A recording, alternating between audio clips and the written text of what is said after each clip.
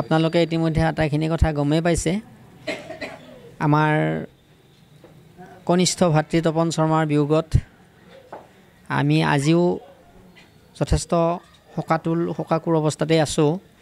যাই নহওক, আমাৰ যিখিনি আজি 11 দিনৰ যিটো ব্যৱস্থা, শ্ৰাদ্ধাদি কৰ্মখিনি ইতিমধ্যে আজিৰ দিনৰ যিখিনি কৰ্ম আছিলে শেষ হৈছে। কাইলৈ সপিণ্ডনৰ দিনত পুনৰ আজিৰ দৰে পুৰোহিতৰ যোগেদি আমাৰ বৈদিক যিখিনি ব্যৱস্থা আছে সেইখিনি ব্যৱস্থা সমাপনৰ কাৰণে আমি আগবাঢ়িম।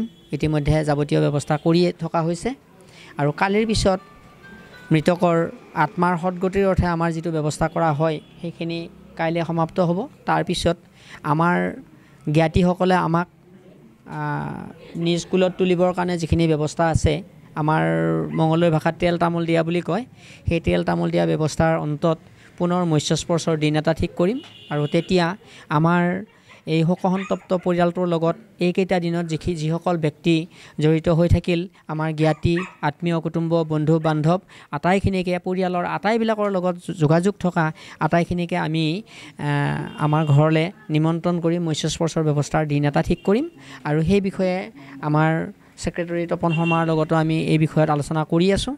আৰু আজিৰ এই মুহূৰ্তত আমাৰ ভাতৃৰ আজিৰ এই দিনটোত যিসকল ব্যক্তিয়ে আহি আমাক এই কৰ্মখিনিত তেওঁলোকে উপস্থিত থাকি আমাক সাহস আৰু উৎসাহ উদ্দীপনা যোগাই এই কৰ্মখিনি সফল কৰিবৰ কাৰণত সহায় কৰিলে, তেখেতসকল আটাইলৈ আমি আমাৰ পৰিয়ালৰ তৰফৰ পৰা আন্তৰিক শ্ৰদ্ধা আৰু কৃতজ্ঞতা নিবেদন কৰিছোঁ। জন্মেলে মৃত্যু অনিবাৰ্য। তপন চন্দ্ৰ শৰ্মা অসম বধেৰ ঘণ্টাৰ সৈতে প্ৰায় 25 বছৰ ধৰি উৎপতভাৱে জড়িত আছিল। তেওঁ বধেৰ সকলৰ উন্নয়নৰ কাৰণে বহু ত্যাগ স্বীকাৰ কৰিছিল। তদুপৰি বধেৰ আন্দোলনৰ সময়ত তেওঁ তাহাকে ঘটিছিল। তেওঁ আছিল এজন সংগ্ৰামী যোদ্ধা। তদুপৰি তেওঁ আছিল এজন নিখুঁত মূকাভিনয় শিল্পী। তদুপৰি তেওঁ ভাৰতৰ বিভিন্ন ঠাইত নৃত্য, মূকাভিনয় আৰু নাটকত অভিনয় কৰি অসমলৈ গৌৰৱ কঢ়িয়াই আনিছিল। তেওঁ মাত্ৰ 50 বছৰ বয়সতে আমাক সকলোকে কন্দুৱাই ইয়াৰ অহংকাৰৰ পৰা আঁতৰি যায়। তেওঁৰ মৃত্যুত অসম বধেৰ ঘণ্টাৰ এক অপৰিণাম ঘটি হ'ল। তেখেতৰ স্মৃতি জীয়াই ৰাখিবলৈকে অসম বধেৰ ঘণ্টাই যাৱতীয় কাৰ্যসূচী হাতত ল'ব বুলি মই আশাবাদী।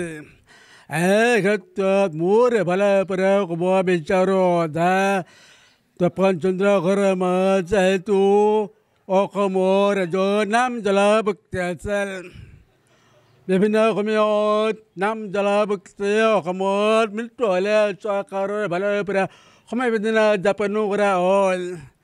কিন্তু তপন চন্দ্ৰ শৰ্মাক অসম চৰকাৰৰ বিভিন্ন মন্ত্ৰী MLA ভালদৰে জানে। কিন্তু তেওঁক সমবেদনা জ্ঞাপনলৈ পৰিয়ালৰ অঞ্চললৈ কোনো নাহিল। অসম বধেৰ ঘণ্টাৰ তৰফৰ পৰা মই দুখ অনুভৱ কৰিছোঁ।